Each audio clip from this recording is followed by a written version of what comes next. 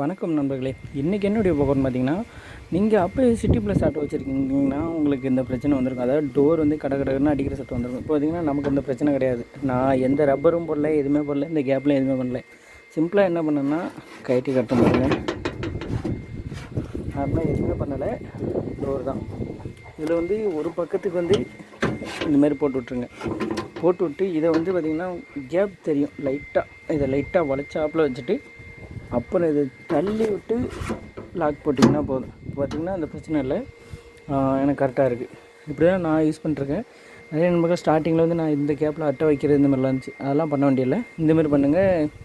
நான் இப்படி தான் ரொம்ப நாளாக யூஸ் பண்ணிருக்கேன். எந்த பிரச்சனையும் இல்லை. போகும்போது எந்த சத்தமும் இருக்க மாட்டேங்குது, இல்லைன்னா ரொம்ப சத்தமாக இருந்துச்சு.